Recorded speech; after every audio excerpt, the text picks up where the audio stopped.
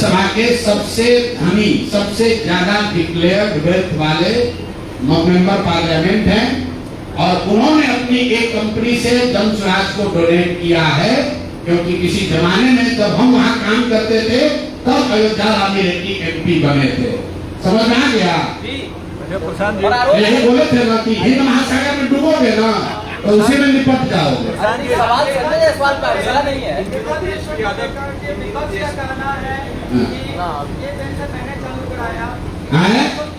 ये पेंशन मैंने चालू कराया, 1100 रुपया पेंशन मिल रहा है, लेकिन वो धरातल में नहीं जा रहा है। क्यों? क्योंकि जिला लेवल पे, राज्य लेवल पर बहुत जगह बायोमेट्रिक काम नहीं। ठीक बात है, पेंशन तो मिल नहीं रहा। जो घोषणा हुई है कम से कम सरकार, मैंने तो पहले कहा कि घोषणा को अक्सर कर रहे हैं, इस डेस्परेशन में कर रहे हैं किसी तरह सरकार बन जाए कि हमारा संतुलन चलता है। उनको भाई अरे नहीं पहुंच रहा है तो मालूम है, लेकिन ये जो बात है कि क्या इसको जांच लिया जाए कि क्या राजद के कहने पर या उनके दबाव में हुआ है। तो भाई राजद पिछले 10 वर्षों में 3 वर्ष तो तेजस्वी यादव खुद ही डिप्टी सीएम थे।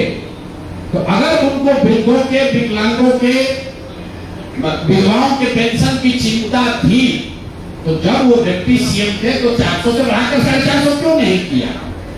आज क्यों ध्यान में आ रहा है? ये पेंशन की बात अगर आप गंभीरता से समझना चाहते हैं, बिहार में इसकी चर्चा ही सबसे पहले प्रशांत किशोर ने की है। और हम झूठ नहीं बोलते हैं इस बातों पर।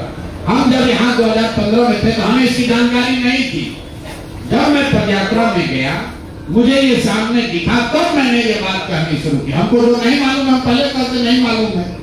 2015 में हमने बहुत घोषणा कराई, लेकिन पेंशन की बात हमने नहीं की थी, क्योंकि प्रशांत किशोर को नहीं मालूम था कि नीचे 400 रुपए पेंशन मिलता है और इससे इतनी लोगों की परेशानी है। जब पदयात्रा में हम चले, लोगों की परेशानी समझ में आई, तब से हर भाषण में 3 वर्ष से चिल्ला रहे हैं कि भाई 400 का पेंशन बढ़ना चाहिए। जी आपने कहा है कि आप जो अशोक चौधरी एक ट्रस्ट का यूज करके 200 करोड़ रुपया घपला करते हैं, ये नहीं बोले, ये सब आपके। मैंने जो कहा कि अशोक चौधरी ने पिछले 2-3 वर्षों में करीब 200 करोड़ रुपए की प्रॉपर्टी खरीदी है। उस प्रॉपर्टी के खरीदने वालों में एक ऐसे ट्रस्ट का नाम है जिसका हम लोग बहुत सम्मान करते हैं। मैंने जो कहा सुने ना, किशोर कुणाल जी का मैं बहुत सम्मान करता हूं। उनकी पत्नी उस ट्रस्ट की ट्रेजरर है और जियालाल आर्या उस ट्रस्ट के चेयरमैन है, जो यहाँ के बहुत ईमानदार ब्यूरोक्रेट रहे। तो मैंने सिर्फ ये कहा कि उस ट्रस्ट के नाम पर इतना सैकड़ों करोड़ का जो प्रॉपर्टी खरीदा जा रहा है, तो इन माननीय लोगों को, अनिता जी को, जियालाल आर्या जी को ये बताना चाहिए कि भाई हम लोग का अशोक चौधरी से कोई लेना देना नहीं है। ये पैसा ट्रस्ट में कहां से आया है, मानव वैभव विकास न्यास में कहां से पैसा आया है, उनको बता देना चाहिए, ताकि उनकी जो छवि है उससे अशोक चौधरी को न जोड़ा जाए। अशोक चौधरी कैसे बेनामी संपत्ति खरीदते हैं उसका तो मैंने आपको पूरा एग्जाम्पल दिया कि अपने पीए के नाम पर जमीन खरीदा, फिर पीए से अपने बेटी के नाम पर ट्रांसफर कराया, पैसा नहीं दिया। जब इनकम टैक्स ने नोटिस भेजा तो 4 वर्ष के बाद वो खाना पूर्ति कर रहे हैं, तो पूरा आपको प्रमाण दिया। मेरे कहने का मतलब है कि एक ट्रस्ट एक्ट का जो 17 संशोधन हुआ था, जो पहले 7.5% था कि कोई भी जो टोटल प्रॉफिट का कोई भी कंपनी 7.5% ही डोनेट कर सकता है, अब है कि कितना भी कर सकता है। क्या आप जो सत्ता में आएंगे या कानून बनाने योग्य होंगे, आप ये सब जो मेरे भाई अभी हम देखिए, मैं उस ट्रस्ट पे टिप्पणी नहीं करना चाहता हूँ, क्योंकि मेरा अभी भी वो नहीं, भ्रष्टाचार के जन्म वही। सुनिए, वो ट्रस्ट एक्ट जो है वो केंद्र सरकार का मामला है। हम सरकार में आएंगे क्या करें वो बात की बात है। हम इतनी बात कर रहे हैं कि अशोक चौधरी पर सीधा इल्जाम लगा रहे हैं कि ये 200 करोड़ रुपए का नामी बेनामी प्रॉपर्टी इन्होंने खरीदा है। उसमें जब जांच के क्रम में जो पेपर आए उसमें इस ट्रस्ट का नाम बड़े पैमाने पर दिख रहा है। तो हम उनसे आग्रह ये कर रहे हैं कि आप तो इस समाज के ईमानदार लोग हैं, ईमानदार समझे जाने वाले लोग हैं, अगर आपका नाम, जैसे अशोक चौधरी की पत्नी का भी नाम उसी में है और ट्रस्ट का भी नाम उसी में है और ज्वाइंट डीड हुआ, तो ट्रस्ट को ये क्लियर कर देना चाहिए कि भाई हमारा इनसे कोई लेना देना नहीं है, इल्जाम अशोक चौधरी पर है। ट्रस्ट को सूचिता के हिसाब से ये मोरालिटी है कि न्यास के लोग, चूंकि वो बहुत बड़े लोग हैं, उनको ये क्लियर कर देना चाहिए कि हम लोग का इनसे कोई लेना देना नहीं है। उसका मैंने एक कॉन्टेक्सुअल बात भी बताई कि ये सब कुछ शुरू हुआ है जब अशोक चौधरी की बेटी की सगाई हुई है। मैंने डेट बताया, सगाई हुआ और सगाई के बाद हर 10 दिन पर 2 करोड़ 5 करोड़ 10 करोड़ का संपत्ति आप खरीद रहे हैं। तो या तो ट्रस्ट के पास बहुत पहले से सैकड़ों करोड़ रुपए थे जिसका वो अब इस्तेमाल कर रहे हैं, या फिर उनको अचानक से कहीं से इतना पैसा मिल रहा है। ये ट्रस्ट के लोगों को बताना चाहिए। प्रशांत जी, आपके पास जो भी साक्ष्य हैं नेताओं के खिलाफ में, क्या आप कोर्ट में जाएंगे, क्या लीगल एक्शन? न कोर्ट में, जनता के कोर्ट में है। हमने पहले कहा हम लोग कोई इन्वेस्टिगेटिंग एजेंसी नहीं है। जनता के हित में जो जानकारी हम लोग के पास आती है, हमारे पास बोरा भर के कागज रखा हुआ है और हम इस पर पढ़ना नहीं चाहते। अगला बोरा खोलिए। नहीं सुनिए, हम इस पर पढ़ना नहीं चाहते। आपने पिछली बार पूछा था तो हमने कहा था एक फुलझड़ी है। अब देखिए पटाखा, नीतीश कुमार का मंत्री 200 करोड़ रुपए का प्रॉपर्टी यहाँ खरीद रहा। देखिए पटाखा की यहाँ का डिप्टी सीएम मर्डर का एक्यूज है, जेल काट के आया है, फर्जी डिग्री लगाया तो छोड़िए, मैट्रिक पास नहीं किया। देखिए तमाशा कि भाई एनडीए का मंत्री तेल चोरी कर रहा है, फर्जी वाउचर लगा रहा है। तो ये आपको बता रहे हैं लोग, ऐसा नहीं है कि कोई दूसरा मंत्री के पास हमारे पास कागज नहीं है, सबके लिए शिकायत है। लेकिन बिहार सरकार में जो 4 सबसे भ्रष्ट नेताओं की चर्चा है, उन 4 नेताओं के बारे में आपको बता रहे हैं। प्रशांत जी, आपने कहा है कि आपके उम्मीदवारों की सूची सबसे पहले जारी होगी, कर देंगे, कब करेंगे? बस दशहरा खत्म होगा और सूची के लिए आपको प्रेस कॉन्फ्रेंस के लिए बुलाएंगे। प्रशांत जी एक मिनट प्रशांत जी, भाजपा के 3 मंत्री को आपने भाजपा और जदयू दंगत कर दिया, जदयू के 1 वोट किए और सब। अब आप बता दीजिए जदयू में किसका सुनना चाहते हैं आप लोग पत्रकार लोग बता दीजिए, उसी का अगली बार जारी कर दिया जाए, उसी का बोरा खुलेगा। अब आप हम लोग तो पब्लिक डिमांड पर बताते हैं।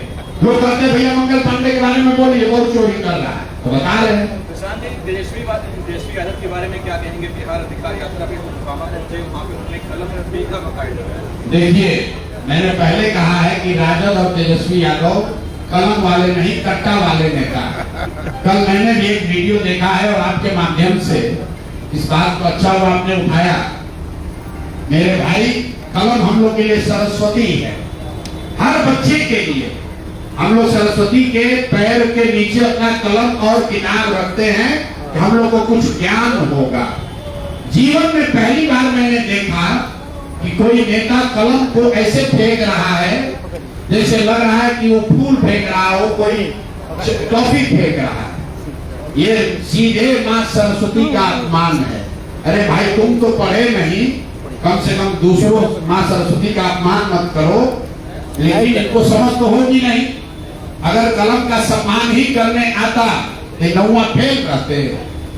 लेकिन मैंने क्या कहा, ये सब अपना बूढ़ा शेर अब कलम के का लालच दे रहा है। ये है तो कट्टा वाले नेता ही। तो कलम का उपयोग क्या है, कलम का सम्मान क्या है, कलम की गरिमा क्या है, वो तो उसको समझ है नहीं। अपना खड़ा होकर कलम फेंक रहा है ऐसे। कलम को फेंक, हम लोग पेपर गिरता था तो हम लोग उसको उठा के आदमी प्रणाम करता है। बच्चों में अभी भी आदत है, गिरा हुआ पेपर रास्ते में मिलता है, आदमी उसको उठाकर सर पर लगाता है, सरस्वती को प्रणाम करता है। और ये आदमी कलम रोड पर फेंक रहा है, तो ये दिखाता है कि ये लोग किस सोच के, किस विचार के लोग हैं। मैं हमेशा कहता हूँ कि इस व्यक्ति के पास सब कुछ है, सिर्फ सरस्वती के विकास वरदान ही नहीं।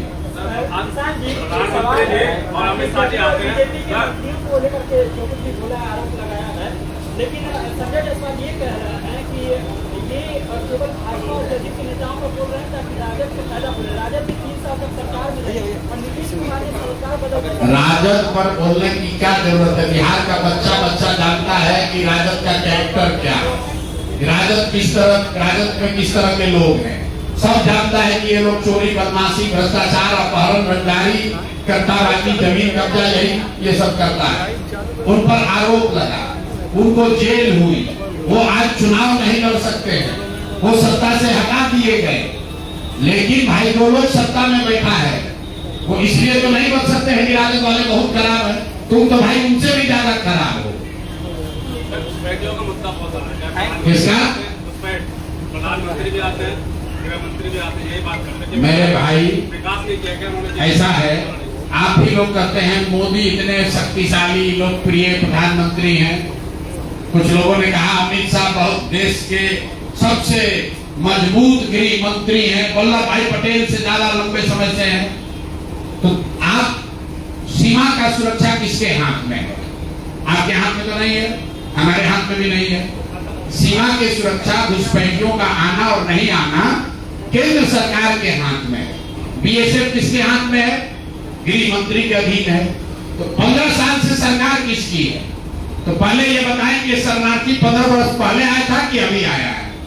अगर अभी आया है तो सीधा दोष लगेगा भैया अमित शाह पर, मोदी पर और नीतीश कुमार पर। और अगर पहले आया था तो 15 साल से तुम कर क्या रहे हो? तुम तो रोज कह रहे हो हिंदुओं को बेवकूफ बना रहे हो कि सारे शरणार्थियों को, रोहिंग्या को मार के भगा देंगे। तो 15 साल से भगाए क्यों नहीं?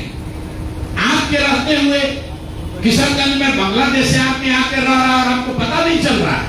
तो मानो कि तुम इतने कमजोर गृह मंत्री हो कि तुम्हारे अंदर सीमाएं सुरक्षित नहीं है। मुद्दा तो भटका रहे हैं क्या? सिर्फ बिहार के मुद्दा नहीं। आपको क्या लगता है?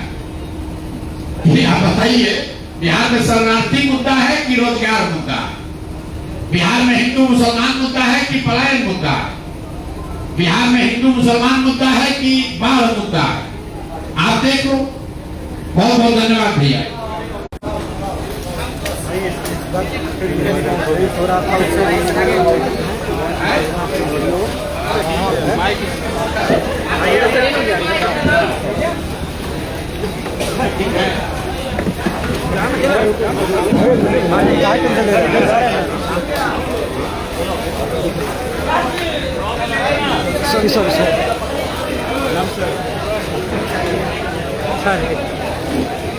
हटो भाई हटो।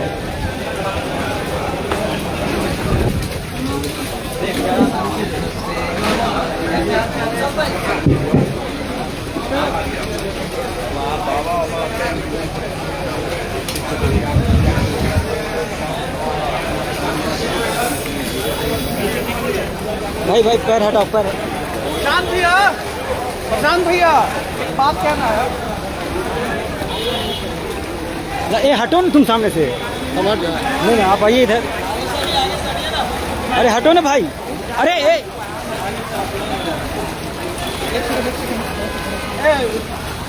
अरे तुम आगे से हटो ना भाई। ए लड़का पीछे से हटिए ना भाई। इतना सटाई क्या लेते हैं जब?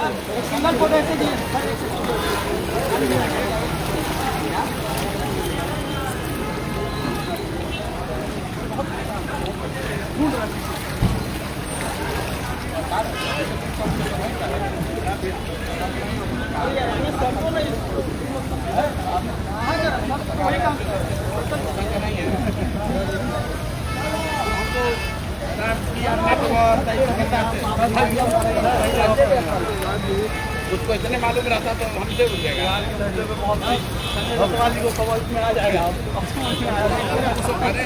एक आदमी जो अयोध्या राम रेड्डी है 10,000 करोड़ का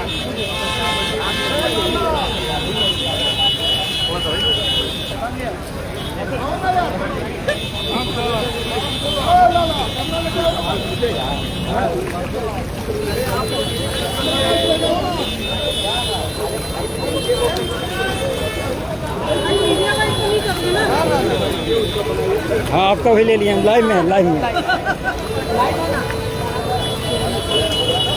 कहीं और संजीत जी कोई ध्यान नहीं दे रहे हैं आप लोग, पूरा का खाली वीडियो बनाने में। कोई पानी भर गया पूरा यहाँ ना, पूरा कैंप में पूरा कैंप में पानी भर गया।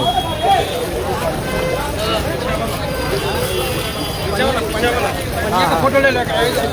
हटो हटो।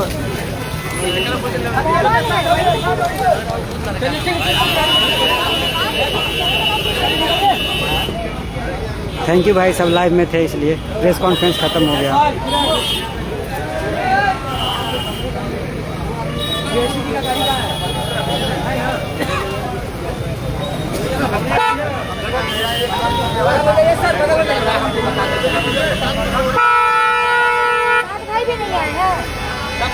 फसल है तो सब खत्म हो गया कैंप पानी से भर गया है। Thank you, bye.